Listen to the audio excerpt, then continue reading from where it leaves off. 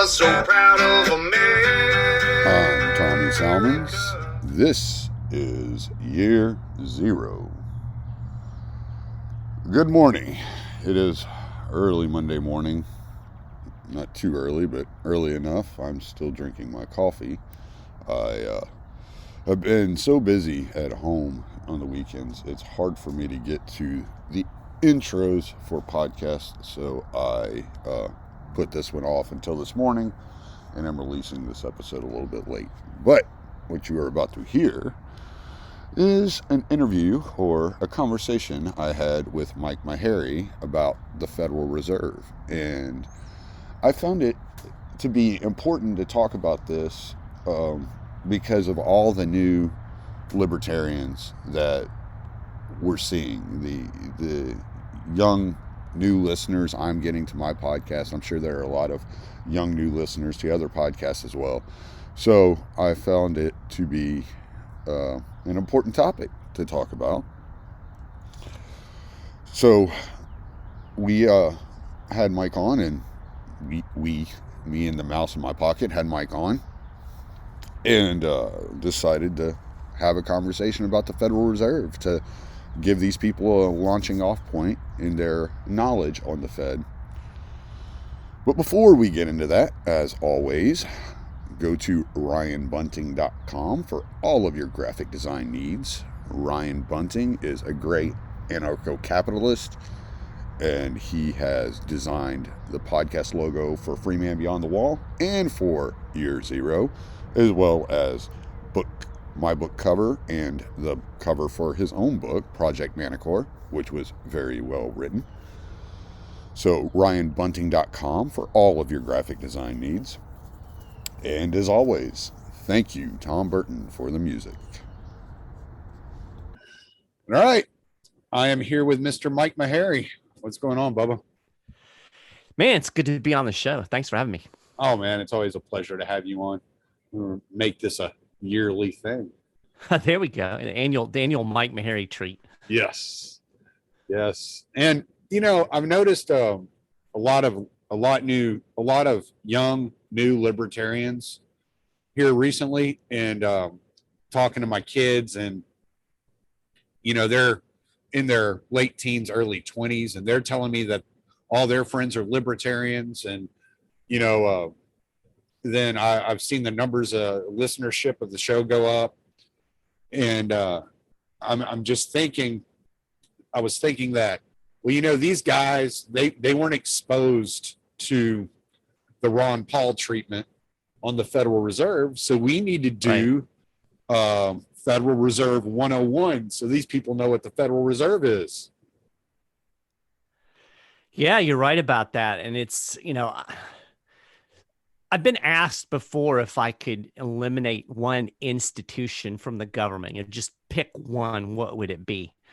And I think the first would be get the government out of education, because that's the root of all of the brainwashing and indoctrination. But after that, it would definitely be the Federal Reserve, because that central bank really makes possible everything else that the government does. We would not have a welfare and a warfare state if it wasn't for the fact the Fed is basically backstopping the borrowing and spending that the government does. If they actually had to tax us, in a direct, real way for all of the things that the government does, I think people would be more apt to recognize that, hey, this government that we have isn't free, which I think is the misguided notion that a lot of people have.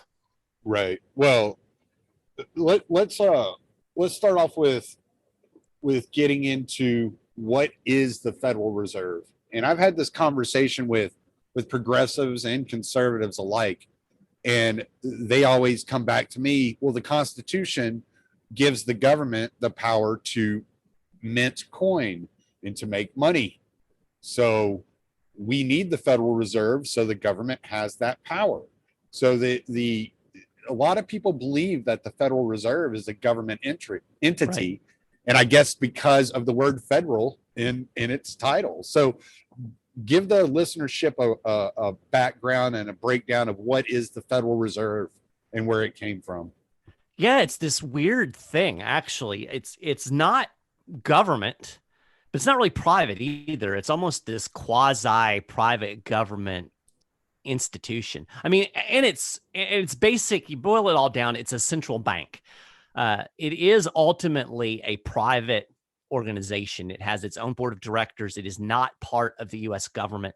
Uh, it is an independent business, but it is so intertwined with the federal government. And the president, appoints the members of the board of governors and the Federal Reserve chair, and so the government's involved in it. But there's supposed to be this separation between central bank and state that only exists on paper. And it's funny because every once in a while, they'll get all sanctimonious and talk about the independence of the Fed. We are independent. Bullshit. Excuse me. Bull crap. It's not independent in any way, shape, or form. If you do not cuss at least once talking about this subject, I will be greatly offended. Well, we've already got it in there, and there could be more. But yeah, so it isn't private. It isn't government. It's a private entity that's kind of run by the government. But in essence, it is a central bank. It is the lender to the lenders. And it basically makes the whole U.S. economy, in terms of its finances, the banking system, it basically makes it function. So all of the commercial banks that exist in the United States have their reserves on deposit at the Federal Reserve Bank. The Fed can loan banks money. It basically greases the banking system. And I don't want to get real deep into the intricacies of banking because it's not really important to the conversation, and it'll get way out of my depth pretty quick. But the important thing to understand is that the thing that the Fed can do that makes everything go the way it does is in effect can create money out of thin air. We talk about the Fed printing money. That's really a misnomer. It's not, it doesn't have a printing press in the basement of the Eccles building. They're not running off dollar bills. When we talk about printing money, what we really mean is they are essentially writing a check for money that doesn't actually exist. So when they write the check, the money suddenly appears out of thin air. I mean, I wish I could do that, but that's exactly what happens. You imagine if you could go and just, you could write Mike Maharrey a check, and even if you didn't have any dollars in your account, the check would be good, and I would have that money. That's what the Fed does. It writes checks on balances that don't exist and injects money into thin air. So that has all kinds of ramifications within the economy that we can get into a little bit more. But that really is the power of the Federal Reserve. So, it's technically not minting coin. The government still does that. They've got the U.S. Mint where they do that, and they print off dollar bills. But in effect, it's the Federal Reserve that's really manipulating and growing the money supply. Yeah, one of the things that I remember reading, I think it was in Creature from Jekyll Island where I read this, and he was talking about the purpose of the Federal Reserve was the bailout system, and it was to keep its banker buddies afloat. Right. And with the Federal Reserve, its board is, we don't know exactly. You can't really get, an exact, member structure of the board of the Federal Reserve, but we have an idea of who is on the Federal Reserve board and who's actually running the policy of the Federal Reserve. And it appears to be the top 5 banks in the world. So what they're essentially doing is the banks are creating money to loan to the government, and the interest and the principals paid back with tax dollars. And then the government is then gifting that money to the banks. Basically, that basically sums it up. And, I think for me, the really important aspect of it, and again, I'm not really an expert on the banking system, so I will make that caveat. Where I'm really interested in the Fed is the way that it impacts the broader U.S. economy and the way it enables the U.S. government to do all of the things that it does. Like I mentioned a minute ago, if it weren't for the Fed, there is no way that we would have this massive government spending program, plural, that we have today, because the Federal Reserve makes that possible through their manipulation of the financial system. And let me just explain really quick how it works. I'll try to give the thumbnail sketch, kind of in the layman's terms. So we know that the federal government has all kinds of things that it wants to do. It wants to hand out money. We've got unemployment. It wants to have the biggest military in the world. It wants to build infrastructure. All this stuff that the government's doing. So all that costs money. So in an honest world, the government would have to tax that money from the citizenry and then pay for all of the government programs. But that would fall apart really quickly because of the amount of money that the government is actually spending. If you actually were taxed for, the what was it, the $1.9 trillion coronavirus stimulus bailout. Imagine if we were actually taxed for that. People would realize that, whoa, wait a minute, this isn't free. This is costing me a heck of a lot of money. And the fact of the matter is, the economy couldn't bear the level of taxation that would be necessary to run the biggest government in the history of the world. So what happens is the government borrows money. Instead of taxing it, we borrow, which, that's cute. Basically, you're pushing that tax burden onto your kids and grandkids, in effect. The way the government borrows is it sells U.S. Treasury bonds. So a bond is basically just a debt instrument. So the government sells the bond to the investor. So, say me, I buy a bond. I'm basically loaning the government X amount of money. It pays interest back to me for, giving them the loan. So I make a little money. Bonds are considered, safe investments. And then ultimately, the government has to pay me back when the bond matures. So, they run anywhere from 6 months all the way up to 30 years. And so, okay, so that, that kind of makes sense. That's basically it's like a credit card. The government has a credit card, and the world is the one that's backing the debt. The problem with that is the U.S. government sells so many bonds. There is so much debt, over $28 trillion in debt, which is really an unfathomable number at this point. But that's the reality of the debt held by the public. There is no way that the government could sell the number of bonds necessary to finance all of this spending if there wasn't something that was manipulating the market. And that something is the Federal Reserve. And so this is why I say that the Fed makes all of this possible. The way bonds work, the way the bond market, it's supply and demand, just like anything else, right? The more people want the bonds, the higher the price of the bond will be. As the supply of bonds increases, demand decreases, the price of the bond drops. Interest rates or bond yields are the inverse of that. So whenever a bond gets more expensive, the interest rate, the yield on that falls.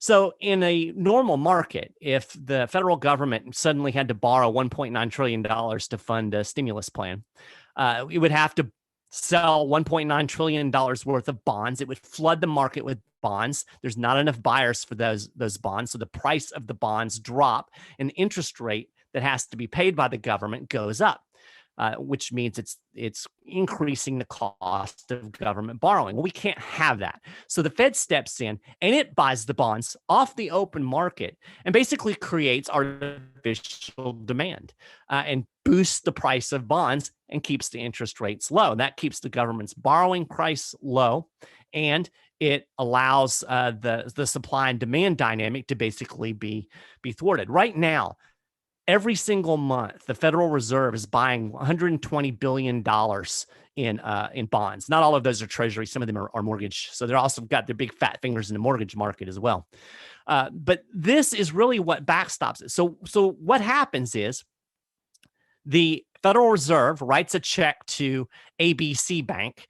ABC Bank gives them a bunch of U.S. Treasury bonds that go on the Fed's balance sheet.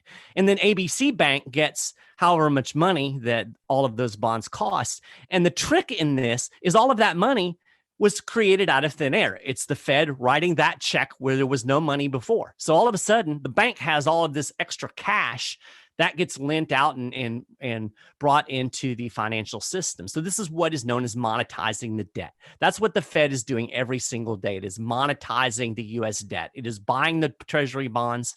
It is buying with money that's created out of thin air. It's increasing the money supply. It's creating inflation. It's driving prices up, and it allows the federal government to continue borrowing money without crashing the bond market. So, I hope that wasn't too complex, because it's kind of a weird finance thing. But I mean, I think it's pretty clear. I mean, really all you need to know is the Fed's got its big fat thumb on the bond market. It's manipulating the bond market, and it's allowing the federal government to borrow far more money at a far lower interest rate than it otherwise would.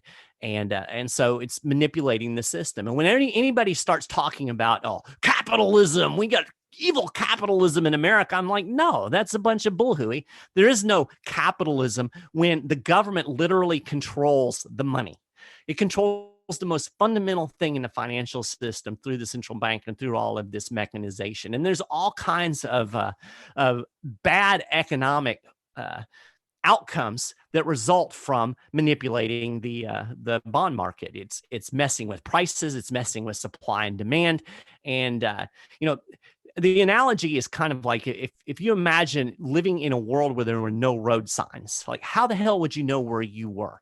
In fact, back during the early years of World War II, the British actually went through like London and through the countryside, and they took down all the road signs, fearing that the Nazis were going to invade, and knowing that if they took down all the road signs, it would make it more difficult for invading troops to orient themselves and know where they are. This is exactly what the Fed does when it's manipulating interest rates, manipulating the bond market and all of these other aspects of the economy. It's taking down the signs that would make a true free market economy function properly. So we have this awful system that is kind of quasi, and I like to call it crony capitalist, because it's run by the bankers and the big corporations. And you end up with this mess that we have today for an economy. And anytime a progressive wants to start fussing at me about the evils of capitalism, I say, well, why aren't you concerned about the Federal Reserve? Because they all love the Fed too, because they depend on it for all of the government spending that they want to happen. Because again, without that central bank, none of this would be possible. Yeah. So long story long right there.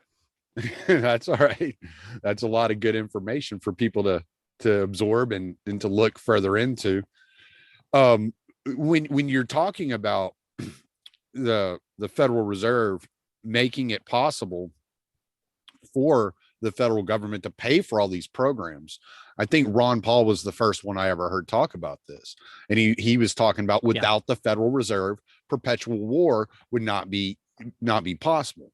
Imagine having to pay for the amount of destruction, the amount of time that the United States has been invading other nations. Imagine having to pay for the amount of money that the United States sends to other nations.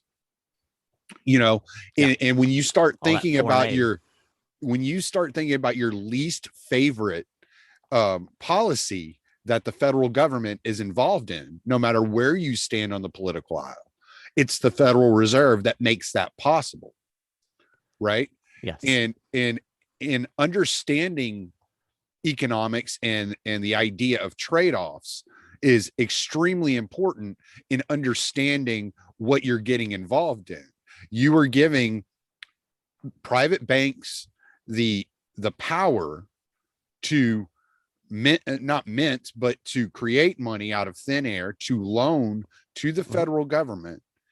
And then your children, your children's children, and every generation from here on out are expected to pay that loan back. Right. All right. So is your favorite policy worth that expense? Yeah.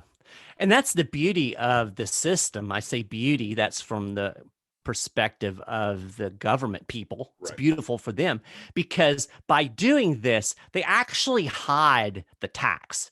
You know, government is never free. And I think we have a whole generation of people today that really believe that this is all just, oh, the government's got all kinds of money. Or they think, oh, we could tax the rich. I did the math one time. If you took all of the wealth of all of the billionaires in the United States, it would run the federal government for like 6 months. There's not enough rich people to tax to pay for all of this stuff. So it has to be paid. It has to be paid for somewhere. Nothing is free. There's no such thing as a free lunch.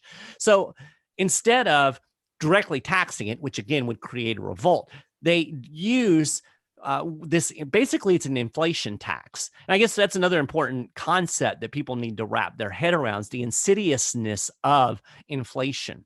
And it's simply, when I say inflation, it's simply the increase in the supply of money. And there are a lot of symptoms that we see. We call inflation today rising prices, but rising prices are really just a symptom of true inflation, which is an increase in the money supply. Whenever you increase the money supply, you are devaluing the dollar. Think of it this way: if I have a donut and I have $1, and then suddenly I create another dollar out of thin air, but I only have one donut still. Basically, I've halved the value of that dollar. More dollars chasing the same amount of stuff. That's what inflation does. It is literally a tax. It taxes you by taking away the value of your dollar. It is particularly insidious for people who are on fixed incomes and people who are trying to save. If I save $1 today, it's not going to be worth $1 in 2 years or 5 years. This is a policy on purpose, because what happens is when you borrow $1 today and then you devalue the currency, it doesn't take the dollar that you're paying back is not worth the same as the dollar that you originally borrowed. It's worth less. So in essence, you're inflating away the debt. It's beautiful for the government. It's a way of paying off the debt, but you're paying for it with a decrease in your ability to purchase and spend. And economists out there will tell you, and mainstream economists will say, oh, this is good. Inflation is good because of reasons. Think about what they're saying. They're telling you that prices going up is good for you economically. Now, I'm not brilliant, I'm not a Harvard educated economist or anything, but I know that when prices go up, that's not good for me. I'm sure you know that. You're in the trucking business. When the cost of diesel fuel goes up, that's not good for you. That's not good for your business. When it costs me more to buy the same basket of groceries than it did yesterday, that's not good. That is the tax that you're paying thanks to the Federal Reserve and this goofy system that they've created. So, when you're thinking, oh, I got my $1,400 stimulus check, this is great. Well, you're paying for that down the road. And that $1,400 in about 10 years is going to be worth $700. So you're not really gaining anything when it's all said and done, but it's all hidden. And that's the beauty of it from the government perspective. And that's why it's important for us to talk about this. It's boring. Nobody wants to talk about central banks or economics, but it is absolutely imperative for people to understand it. If they're going to have an opinion on the political system, they've got to understand what's going on in terms of the economics of it, because they are literally stealing us blind and we don't even realize it. Yeah. And the way I try to explain it to people, and it's not the best way I've ever heard it explained, but it's a real world example. And I always tell them, if you went to go buy a Coca-Cola in the 80s, let's say, it was 35, 40 cents a can. Today, you go buy a can of Coca-Cola, it's 85, 90 cents a can.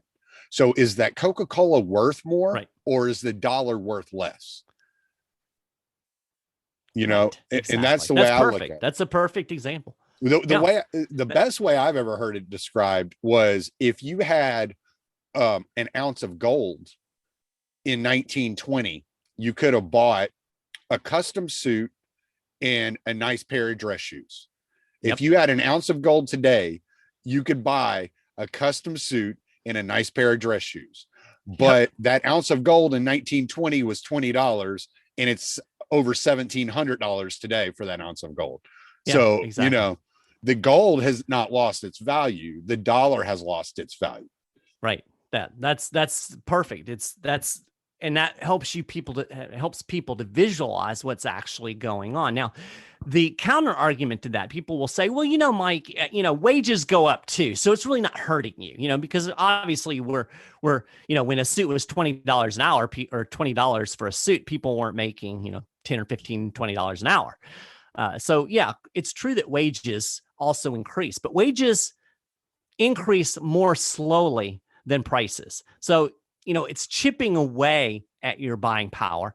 And the other part of this is that it's pretty insidious when you really get down to it. And if you really want to get into, the progressives like to talk about the 1% and wealth disparity and whatnot. And we can debate whether or not wealth disparity is or isn't a horrible thing or not. But the fact of the matter is a lot of the wealth disparity is created by this very system, because the people who benefit the most are the first people to get the new dollar.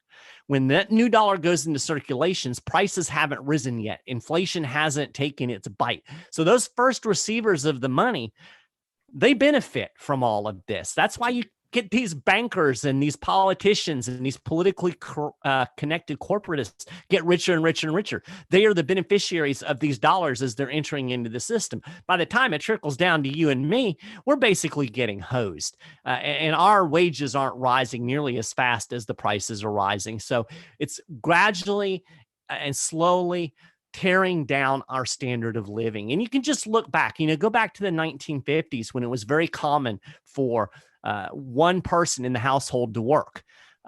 How many households really today, unless they're in extremely high earning positions, can survive on one income? You can't do it. And that's just another example of the way that our standard of living, especially those of us in the middle and lower middle classes, we're being destroyed by these policies. And quite frankly, I think it's on purpose, because, it's much easier to keep us under control if we're dependent on the government handing us stuff and we can't work on our own to provide for our own needs and for the needs of our family. So it creates dependency, which is paid for again by all of this government spending, which just perpetuates the cycle. And meanwhile, you've got these rich bankers, the 1%, that are literally going to the bank on our backs, and nobody seems to realize it. They want to blame Donald Trump. Well, I'm sure Donald Trump, he didn't really help the situation any, but this is not the problem. It's not the policies of Washington, D.C. It's the very system, the economic system that's been constructed. And again, I can't emphasize this enough. This is not a free market. America is not a free market economy. It's more free market than some places, I'll grant you, but it's not in any way, shape, or form what the true meaning of a free market is. Yes. And if you look back to the beginning of when Henry Ford was around, he used to pay his employees that were working on the assembly line, he paid them $5 a day. Mm-hmm. Right. So if you take that and you convert it to today's money, that's like $2,000 a week. How many people out there are making that kind of money today? Working out in the field that I work in, you almost have to own your own truck to make that kind of money. If you're working for a company, right, you're a company driver, you're gone, sometimes 14, 28 days at a time, not ever going home. And you're making less than they were making, in 1930 or whatever, whenever that was, that he was paying his workers $5 a day. And progressives want to point to that and say, well, look at this greedy capitalist only paying employees $5 a day. That's slave labor. Well, in today's wages, yes, but in the wages of yesteryear, no. Before they inflated the dollar and devalued it to the point of where we're sitting today, that was a great wage. You had one person in the family working in, a family of 5, or a family of 6 sometimes, and they were living a pretty decent life. So the Federal Reserve is the reason that not only have you seen a stagnation in your rise of living, it's also the reason why you need two people in a household working. Mm-hmm. I'll give you another example that kind of brings this home as well.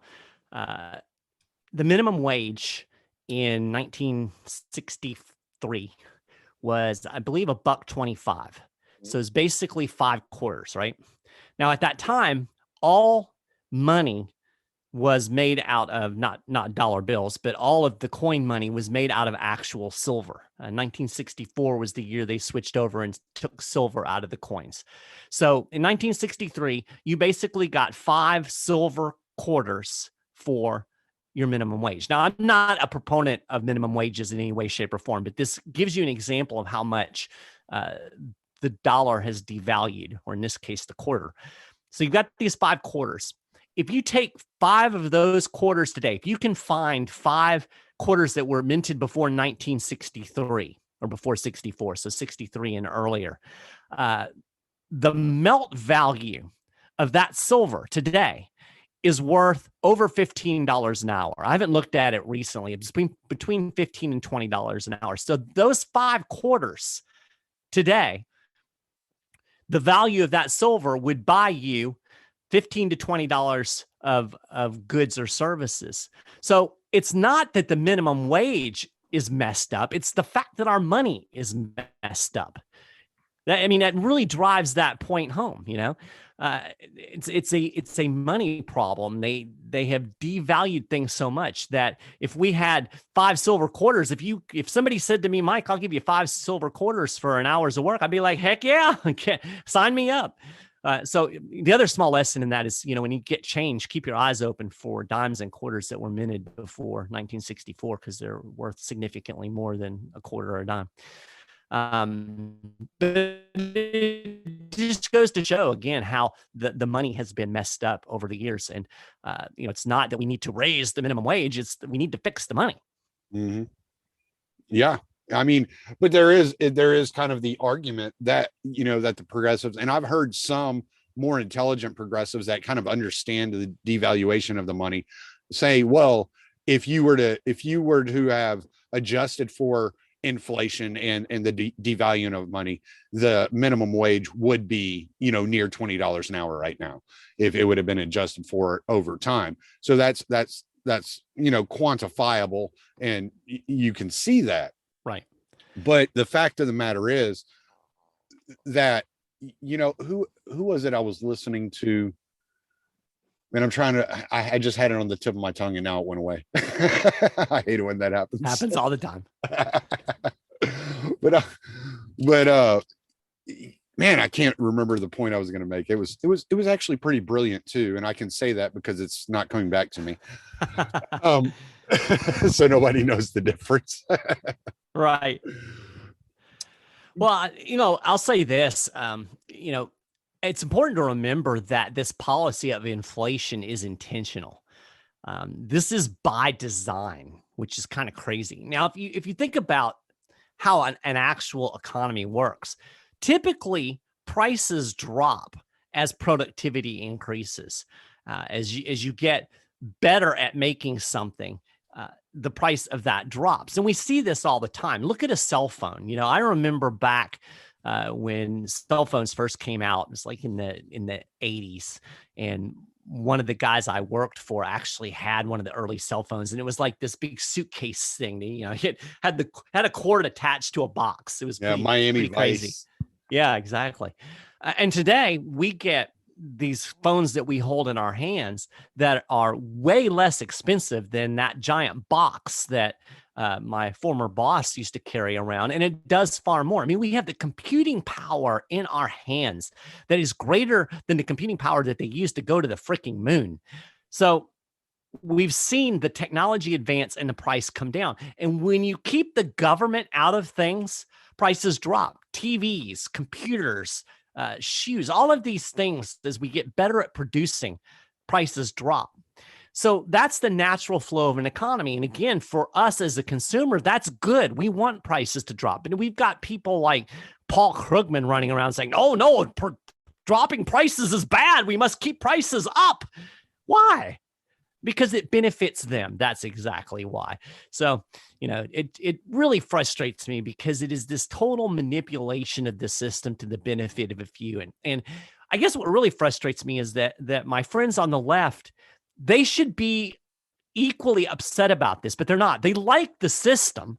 They just want to create all kinds of other crap on top of it that ultimately are going to make it worse. They don't see the root problem. And that was the beauty of what Ron Paul did, back when he started talking about the Federal Reserve. He exposed that problem for what it really is. And, imagine this for a minute. You've got this old guy that got a bunch of young people excited about the central bank because they got it. He explained it in a way that they got it. And somehow we've lost that. And now it seems like everybody just wants to support and prop up the system. We've got all these people that say they're woke and they're resisting the system, and yet they embrace everything that the system actually is, which is kind of sad and pathetic. Yes, and the people, the progressives, those on the left, claim to be more humanitarian and care more about the poor and yada yada Right. yada. But this disproportionately affects the poor more than Absolutely. it affects anybody else.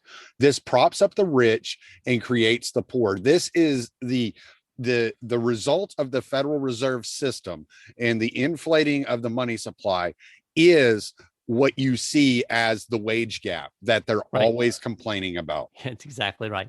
And Here's oh, I remembered what I was going to ask you a while ago. was it as brilliant as you thought it was? No, it wasn't. It was more of a question than it was than it was. So I have to be brilliant. You do have to be brilliant. Actually, boy. no. I'm just curious if you have run into this study, because I was looking for a study that I heard someone talking about, and the president of the Texas Nationalist Movement, Mm-hmm. whenever he was working with Kyle Biederman to come up with the Texas legislation to put in front of the state legislator. Right.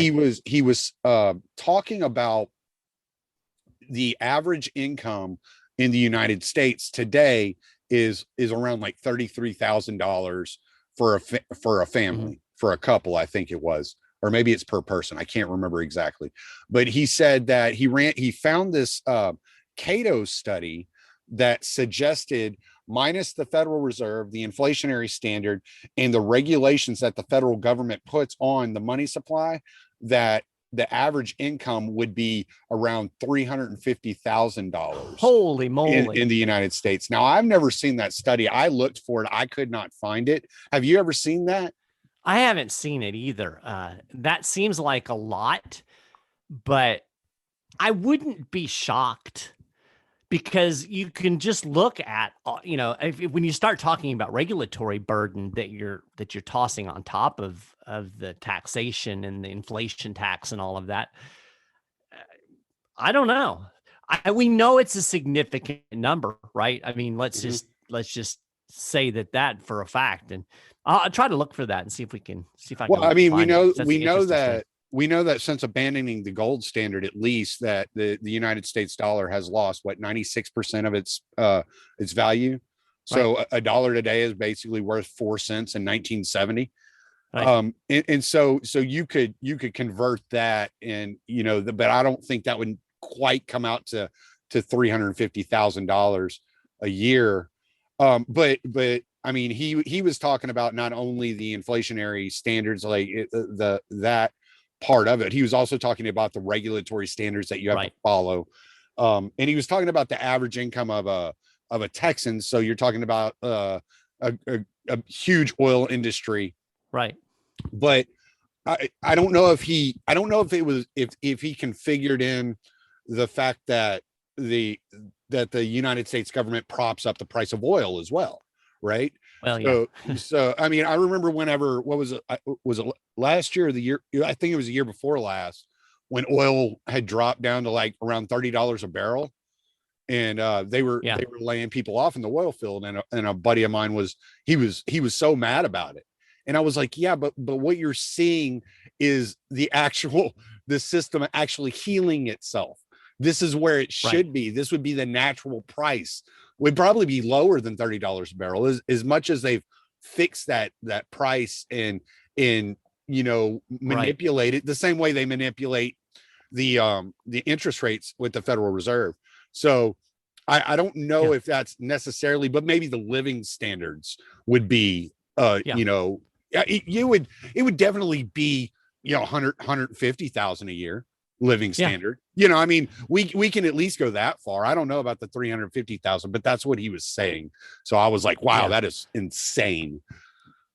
So let's pick on the right wingers for a second too. We've kind of bludgeoned our progressive friends. Let's bludgeon our conservative friends on the right too, because you get the same support for the system from them as you do from the left. And in some ways it frustrates me more, because from the right you get this, we're for the free market, we're for capitalism, we're for the American way, right? Well, we should get rid of the Federal Reserve. Oh, we can't do that. Oh no, that's an important institution in our government system. So, they're just as bad, because they don't even recognize the fact that the government is so intertwined in the economy that we don't have capitalism, we don't have a free market, and yet they're willing to support all of this same garbage as the people on the left. It's kind of, sometimes the left and the right, when you get down to kind of the mainstream politics, it's really just two sides of the same coin. They're different. In Michael Malice has that quote that conservatism is progressivism driving the speed limit. Yeah. I wrote an article about that for the 10th Amendment Center years ago about, what exactly are we conserving? The bar keeps moving. What was a conservative position even when I was a kid in the 80s is much different. A Reagan used to be the conservative standard. Now it's Trump, and Trump's really a progressive. I mean, he was a Democrat, for God's sake, at one point. So it's a moving target. Malice is absolutely right about that. So, our point is, I think. Oh no, go ahead. I was just going to say to drive the point home, whether you are on the left or whether you are on the right, these institutions, these government quasi-bank, whatever you want to call this hybrid monster that we've created, it is your enemy. No matter what side of the political spectrum you're on, we could actually come together and agree on this if we really wanted to. But instead, we're worried about woke culture and who uses what bathroom. Yeah, well, I'm going to be I've been doing a lot of research on this particular point, and I'm going to be doing a solo episode on that, which is going to be, it's going to completely just, hold on one second. I got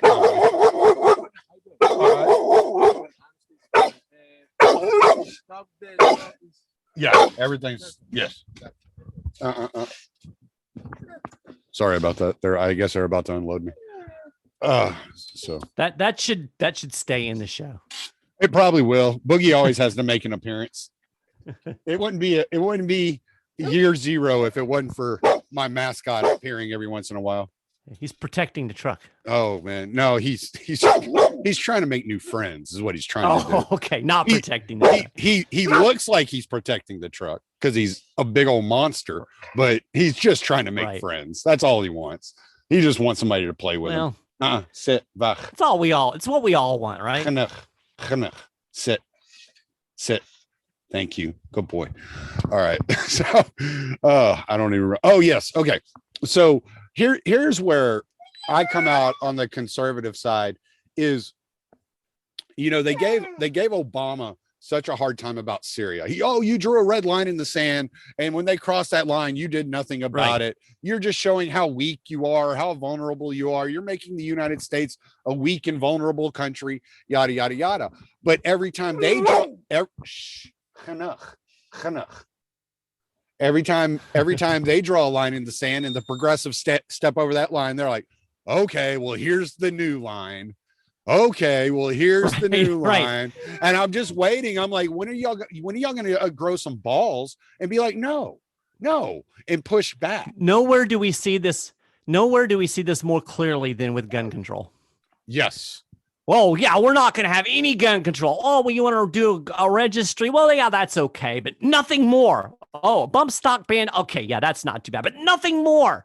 Next thing you know, they're going to be like, well, we can still have our flintlock pistol. You know, Yeah, drives me crazy. exactly.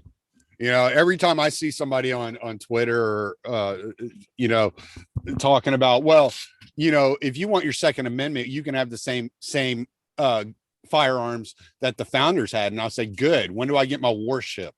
You know, right? Oh, my cannon. Yeah, exactly. Yeah, like, bring it to me. I want my warship. I'm gonna park it off the coast of New York, and if y'all do something that makes me mad, just watch out, buddy, because the privateers are coming. That'd be awesome. Aircraft carrier. I want an aircraft carrier because I like the airplanes. Yeah. Oh, Boogie. Oh, he got all riled up. He was being so calm there for a minute. He's chewing on my arm down here on the floor. Stop. You can't. There's too many wires. You can't get in my lap, dude. Come on. Here. Get in your chair. There. Lay. Goodness. It's nonstop with this one. Sometimes I'll sit back in the bunk and I'm back there. He'll be crawling on my head. He'll have his head like licking my face. I'm trying to listen to what's going on. I can't pay any attention. So, but where do people need to look when it comes to the Federal Reserve and learning more about it? I always think about, you know, Rothbard had that book, The Case Against the Fed. Yeah, that's excellent. And he had another book called obviously, What Has Government Done to Our Money was another good one. That's a good one. Of course, The Creature from Jekyll Island is excellent to get into the history of the Fed. There's another one that I think I have it. I'm trying to think of the name of it. There's a couple of books that Rothbard wrote on banking. And you can just go, you know, one of the things that I would recommend doing is just go to like the Mises Institute website and put in the search box, Federal Reserve. You'll find all kinds of, you know, shorter articles that will explain a lot of this type of stuff. And, you know, if you kind of want to follow how the Federal Reserve is manipulating the system today, I write on it on just about a daily basis over at the Schiff Gold website, which is schiffgold.com/news. And you can kind of get a feel for how all of this manipulation that the Fed is doing is impacting the economy kind of on a day-to-day practical basis. But there's a lot of information out there that folks can avail themselves of. The problem is, again, it's not the most interesting thing in the world unless you're a nerd like me.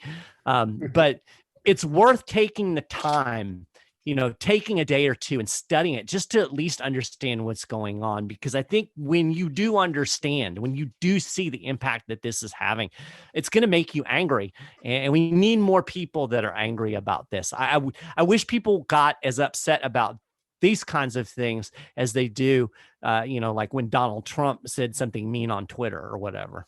Right. Yeah. Ron Paul wrote a book on the Fed too, didn't he? I think he did. And I think it's called In the Fed. Yes, you're right. I haven't read it, but I've seen it. And I'm bad about not reading everything I want to read. You know, my wife's like, you can't order any more books until you get your bookshelf put up and all these books that you haven't gotten to yet read. And I'm like, okay, yeah, all right. You know, because I probably have, I don't know, probably 15 books that I'm like, yes, I'm getting to it. I will get to it. And every time I start a new one, I order 3 more. So well, I've been told it's healthy to have a lot of unread books around because it reminds you of how much you don't know. Which I think is a good attitude for people, because I think a lot of people think far more of their own intelligence than they should. You know what I found? The more I learn about things, and I've said this in the past, but the less I know is what I always say. The more I learn, the less I know, because it makes, the more you learn, the more uncertain you are about the knowledge you already have. Yep. Yeah, which is something. There was also a little animated documentary that I found on YouTube about the Fed a few years back. I wonder if it's still there. I'll put that in the links. Yeah, like I said, there's a bunch of good stuff out there. If you look around the libertarian landscape, there's been a lot of good work on this. For God's sake, don't go to the mainstream, you know, CNBC, because they'll tell you that the Fed is essential to our well-being. But there's plenty of good things to avail yourselves to. And I wrote an article that you can find over at 10th Amendment Center Now I can't remember the title of it, but it's something to the effect of how the Fed wrecks the economy. And it just goes through how it basically perpetuates the business cycle, the boom bust cycle that we see in the economy of these, these manic booms, like the housing bubble that we saw in 2006, 2007, and then the crash. All of that is directly traceable back to Fed monetary policy. Do you want to explain how the boom bust cycle works for people that aren't familiar with how it works? Oh my! Do we have time for that? I'll try to do the quick and dirty version. Wow. So basically, what the purpose of all of this monetary policy is from an economic standpoint is stimulus. You'll hear them talk about it. We're gonna stimulate the economy. We're in a recession. We're going to stimulate. So the idea is that we push interest rates low. We encourage borrowing. We encourage debt. People spend money that they really honestly don't have. And that's supposed to stimulate the economy and get us out of a recession. This is just pure Keynesian economics. The problem with this spending is you're spending money recklessly. We have interest rates for a reason. They are the signposts on the road that tells us the value of money. And like all prices, it helps direct money and resources into the proper stream. When you start manipulating that, when you start messing with that money system, you start creating, I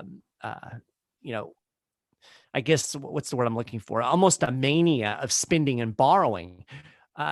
What you're doing is you're basically outstripping your resources. So you're going to get this bubble. You're going to get rising prices as the money is injected into the system. It has to go somewhere. And so it creates asset bubbles. I mentioned the housing situation that we had in 06, 07. After the crash in 08, we repeated the cycle, dropped interest rates, encouraged more borrowing. We saw a lot of that money going into the stock market. That's part of the reason we have stock market valuations as high as they are today. So basically what happens is the Fed cuts interest rates. It stimulates the borrowing and spending. We get these asset bubbles. At some point, the economy can no longer sustain that. And then the entire thing crashes, and the Fed repeats the process again and creates what is known as the business cycle or the boom bust cycle. So it's basically monetary policy that is driving this. And again, I'll send you a link to that article that really kind of explains it in a much more concise, or not concise, but in a much more structured way than what I just did. But the important takeaway here is that the Fed manipulating the money is incentivizing borrowing and spending. It creates spending mania. It outstrips the resources. The bubbles pop. The economy crashes. And then the solution is more of what the Fed did to create the problem to begin with. And we just repeat the cycle ad nauseum. Yeah, and as I was saying with the propping up of the oil prices, and when the oil price came down to $30 a barrel, how that was actually like what the real price should have been. Mises points out that the bust is actually the healthy part of the economy. Yes. And it's the boom, right. It's the boom that is showing us what is that is exposing what is wrong. And it's the creating this bubble that is doomed to bust. And the bust, though that's where we suffer, the bust is what the real economy, a healthy economy would be, minus, without all this intervention into the economic system. Yeah. Another kind of visual image that you can use is, imagine if you want to build a house, and all of a sudden you've got all of this extra money because, hey, I can borrow. And so everybody starts building houses. You're going to build this house. And you never actually look and see how many actual bricks there are. So you get going into the process, and at some point you realize, oh crap, there aren't enough bricks to finish this house, because you've not properly calculated your costs. You've not calculated the actual resources in the system. You've been all caught up in this bubble of money. Well, when you run out of bricks, you got a problem finishing the house. Basically, it's not going to get finished. That is when the bust actually happens. And like you said, it's healthy because we're going to redistribute these bricks that you've been holding that you never really were going to be able to do anything with. They're going to go back into the economy, into something that can actually be built. You have to have the bust in order to reallocate resources in the way that they should be. Mm-hmm. So that's what we're doing right now. And we're right in the middle of the boom phase. I think coronavirus kind of short-circuited the bust that we were heading toward in 2019. And so now we've got the monetary medicine in spades. Excuse me. And I suspect that, in the next, I can't put a timetable on it. There's no way to do that. But we're seeing the same cycle creating all over again, where all of the stimulus money's got to go somewhere. And eventually that whole thing is going to bust. The stock market, record valuations. We have an economy right now that ostensibly is still suffering from the impacts of a pandemic, right? We still have relatively high unemployment. There's a lot of businesses that have shut down. There's all kinds of debt in the economy, and yet the stock market is at record valuations. That doesn't make sense. The only way that happens is when you have artificially pumped up asset bubbles thanks to Federal Reserve monetary policy. And when bubbles inflate, they pop. So, it's just a matter of time. Well, let's end here with something hopeful for the listeners. I heard the other day that there is a group of attorneys getting together suing under the Freedom of Information Act to get the Federal Reserve to disclose all its documents and kind of backdoor an audit. So I think that is some hopeful news. I'll link to that. So what do you see happening in the financial circuit or in the economy that makes you hopeful about the future of money or the American people? Well, I think we're starting to see more monetary competition. You've always had gold and silver, and the government has done its best to kind of put restraints on it. They've taxed it. They act like it's a commodity instead of money. Mm-hmm. We're seeing a number of states that are actually repealing capital gains and sales taxes on gold and silver, which could, if people are willing to, allow them to function more as money. So I think that's a positive. We're starting to see technology advance to the place where you can use sound money like gold in everyday transactions without actually having to lug around bars of gold. So that's good. Cryptocurrencies, I think, are a bright spot on the horizon. We are developing ways to transact that are free from the government monetary fiat system. So I think this type of thing that we're seeing bubbling up kind of in the free market spaces, it's like weeds in the sidewalk. They're going to creep up. And eventually, if they grow powerful enough, it starts to crack the concrete. And I really do think that as the fiat system, as this unsustainable system begins to crumble and collapse under its own weight, I think there are things in place, sound money, that can move in and create a situation where we can maybe restore some sanity to the system, whether it's crypto, whether it's gold and silver, whether it's a combination thereof. A free market in money is what we need, and let the world decide what we want to use instead of having it dictated to us by politicians and bureaucrats and bankers in Washington, D.C. So I'm really optimistic in that sense. I think ultimately the free market always wins, and what is unsustainable eventually collapses. It will be painful. It will be difficult, but I think that and at some point, there are better days ahead, because this system is going to be exposed for what it is, a giant house of cards that's going to eventually fall. So I encourage people to, look for alternatives to shield your wealth. Don't have all of your money in dollars or in stocks. Invest in sound money, invest in gold, invest in silver, invest in crypto. Invest in the yen. Yeah, or the yuan, Chinese yuan, maybe. Yeah. Well, and there is something to be said for diversifying your portfolio outside of the United States, because I think the first thing that's going to happen is the dollar is going to be pushed off its perch as the reserve currency. Yeah. And that's going to be bad news for America in terms of its economic power. And that power will shift to someplace else. And how that'll play out, we don't know. But it's not unwise to have investments if you're looking, to save for your future, to have that diversified into other currencies and in companies that are outside the United States, developing nations and whatnot. I'm not giving financial advice. My whole point is just be wary of the dollar and be wary of the system that exists and look for ways to shelter yourself from that. And again, I really like crypto and of course, gold and silver historically have been, sound money. It's been sound money for 5,000 years. I don't have any reason to think it's going to cease to be sound money anytime in the future. So, right. Yeah. Okay. Well, we'll plug what you got to plug, Mike. Where can everybody find you at? Well, talking about, I've already mentioned Schiff Gold. I do the website there. I'm the managing editor of schiffgold.com. And again, if you go over there every day, I do a couple of posts.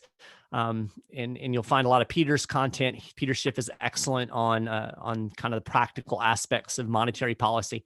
So check that out. And, of course, I'm always doing work over at the 10th Amendment Center. Our role over there is just trying to undermine federal power, decentralize using state and local power, 10thamendmentcenter.com. I have my own website, MikeMaharrey.com. And I post stuff over there. Don't do a lot over there. I used to have a podcast, but I kind of let that go to the wayside. And if you're interested in the intersection of Christianity and libertarianism, you can go over to Godarchy.org, and I talk about stuff over there, kind of from a Christian standpoint, but not really it's not like overtly, not cramming religion down your throat. In fact, the episode that I'm going to put out this afternoon, I did an interview with economist Walter Block about some of the fallacies of socialism. So that'll be cool. Nice. So yeah, that's where you can find me.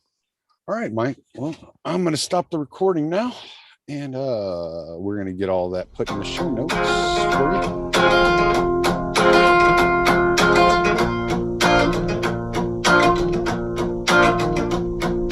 Gonna play this game of pick and choose. Well, it's a game that was made for you to lose.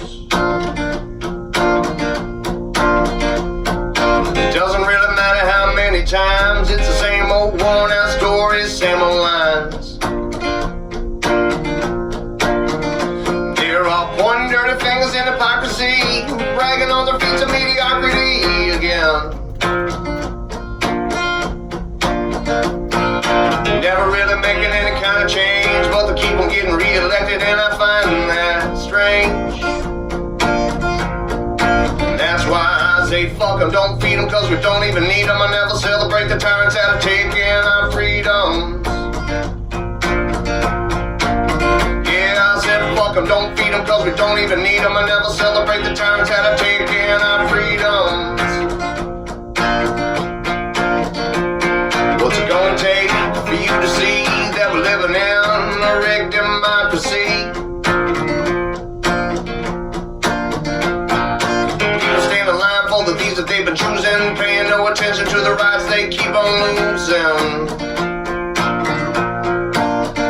But they all gather in the rallies and they chant their names, on goddamn well that it's all gonna be the same. Just 4 more years of war and taxes, 4 more years of them grinding down their axes. And that's why I say fuck them, don't feed them, cause we don't even need them. I never celebrate the tyrants that are taking our freedoms. Yeah, fuck them, don't feed them, cause we don't even need them. I never celebrate the tyrants that are taking our freedoms. Cause we don't even need them. We'll never celebrate the tyrants that are taking our freedom. Fuck them, don't feed them, cause we don't even need them. We'll never celebrate the tyrants that are taking our freedom.